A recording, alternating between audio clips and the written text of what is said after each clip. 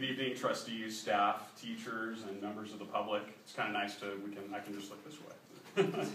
Move. My name is Edward Hilton, co-president of the Tahoe Truckee Education Association, and as always, it's my privilege to address you this evening. 2 weeks ago at the regular meeting of the TTUSD Board of Trustees, there were some very difficult issues brought before this board. In addition to the news of possible state cuts to our children's education, the trustees commented on the news of our closed negotiations in public. In the comments, it was implied that the teachers represented by the Tahoe Truckee Education Association were immoral by not making concessions, and because of the tragic teacher layoffs, we were protecting our nest eggs. Well, as a member of the clergy in our Tahoe Truckee community, I am very familiar with the topic of morality. In fact, after 3 years of graduate studies in religion and philosophy, and after working in 4 different school districts in 2 different states, I can most certainly testify to the fact that the teachers of the Tahoe Truckee Unified School District are the most moral, upstanding, passionate, caring, unselfish, knowledgeable, and hardworking group of educators I've ever had the opportunity to work with. And to suggest otherwise is disrespectful to the teachers that they work with our children every day. And so tonight I'm asking this board to honestly take on the difficult and yes, mostly thankless task that you have been elected and appointed to do, to contemplate and make those difficult decisions for the district. Though I ask, as you are making these decisions, we ask you to please do not blame the hardworking employees of this organization when the choices the trustees have to make are difficult, complex, and multifaceted. I was glad to read in the e-blast sent out last week that the district and trustees are wanting to be open, honest, trusting, and transparent with its employees and the community. In the e-blast, it was mentioned that many of your planned layoffs were due to declining enrollment. However, there were a few items left out that are important to note, especially in light of trustee comments regarding negotiations and the difficult decisions that you as trustees will be making over the coming weeks. The e-blast could have shown the 6 years of graphs that Steve Dickinson shows us, like the ones we see in the boardroom. It could have included the steadily increasing reserve going well above the board-adopted policy range.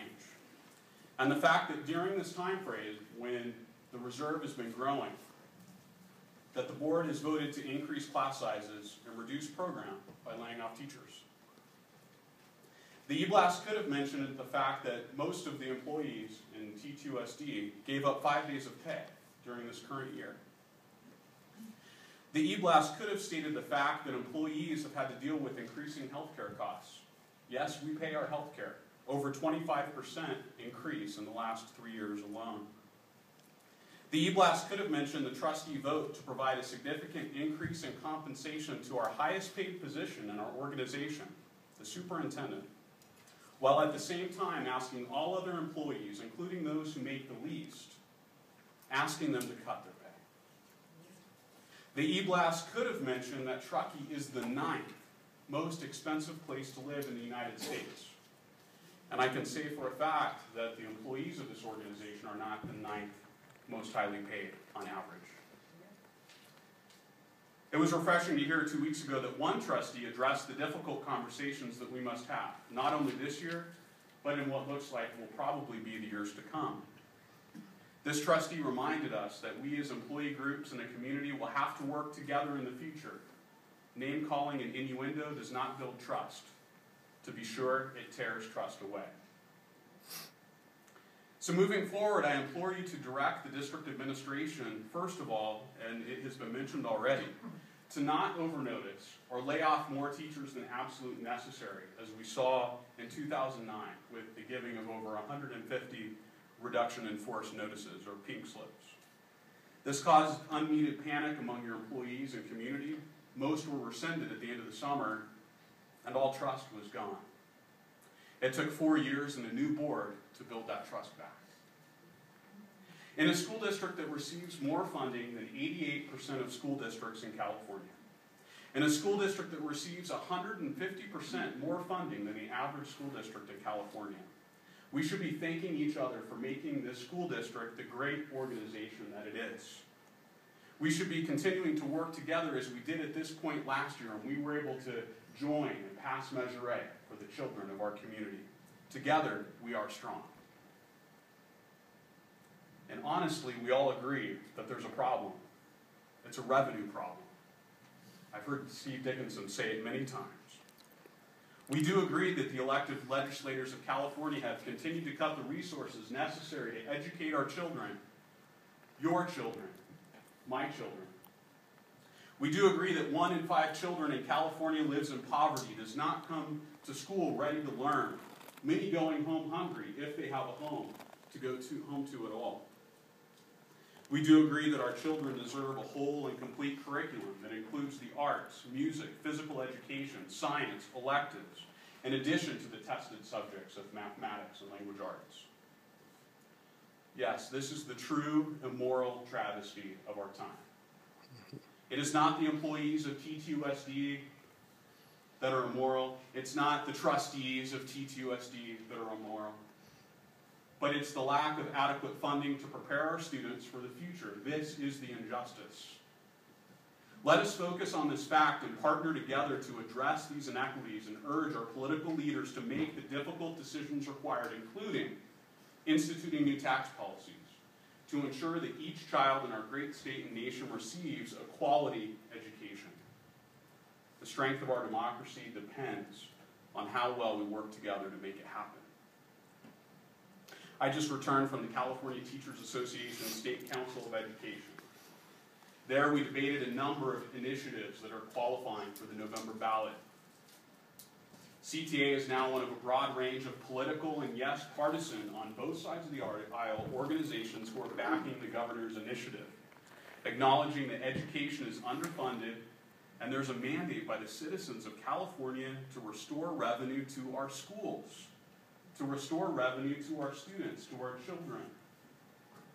TTEA will be considering the initiative and will put it up for endorsement at our next site rep meeting. I ask you, and I will continue to ask you until a resolution is passed, to join others and other school boards to pass a resolution in support of our governor's initiative. At previous meetings, I've heard trustees say that they do not want to be political or to appear partisan in their dealings. A school district trustee is a political office, and if there ever was a time to step into your office and be political, that time is now. Oftentimes people will approach me, some even teachers, and ask, Ed, why should educators be political? Why should we be involved at that kind of rate in our democracy? When people ask any of you this question, an excellent answer comes from Carolyn Doggett, the Executive Director of the California Teachers Association. During her address this past weekend, she proclaimed, "We'll stay out of politics when they stay out of our classrooms. We'll stay out of politics when they stop cutting $20 billion from our schools and colleges. We'll stay out when California's per-student funding doesn't rank 47th in the United States, or more than $2,800 less than the national average per-student funding.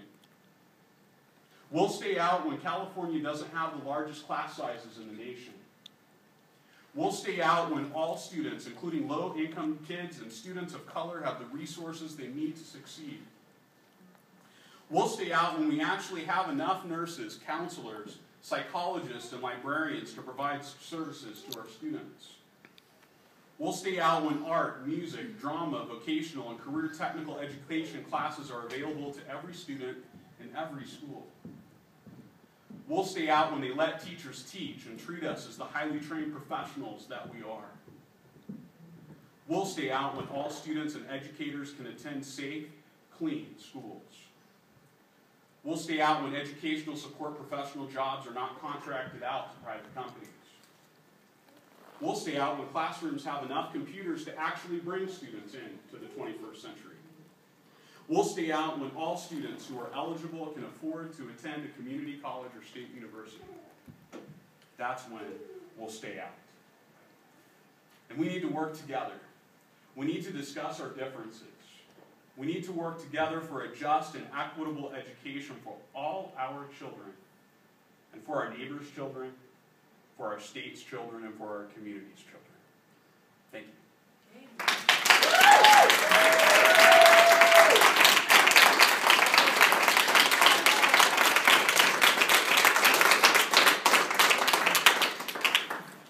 Thanks, Ed.